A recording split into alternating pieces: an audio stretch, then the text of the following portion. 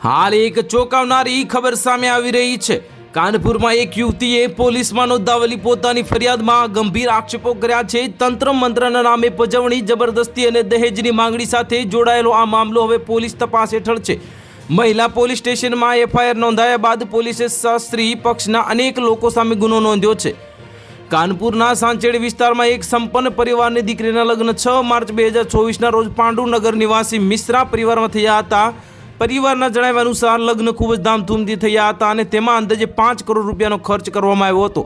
આ પીડિતાનું કહેવું છે કે શરૂઆતમાં બધું સામાન્ય લાગતું હતું, પરંતુ થોડા દિવસો બાદ શાસ્ત્રીનું વાતાવરણ બદલાવા લાગ્યું હતું।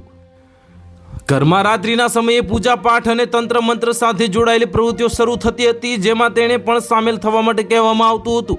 પીડિતાના જણાવ્યા અનુસાર પહેલીવાર તેને અડધી રાત પછી જગાડીને પૂજામાં સામેલ થવા માટે કહેવામાં આવ્યું હતું, જેણે તેના જણાવ્યા અને તેની સાસુએ કહ્યું કે આ પરિવારની સંપત્તિ અને વેપારની પ્રગતિ આ પ્રકારની પૂજાથી થઈ છે।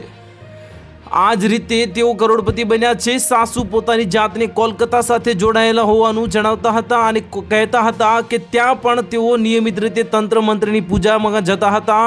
પીડિતાઓનો આરોપ છે કે પૂજામાં સામેલ થવા માટે તેને એવા નિયમો જણાવવામાં આવ્યા છે જે સ્વીકાર્ય નથી। તેને કહેવામાં આવતું હતું કે તું કપડાં ઉતારી નાખ। તેણે આનો વિરોધ કર્યો અને સ્પષ્ટ કહ્યું કે તે પરિવારમાં આવી કોઈ પરંપરા નથી।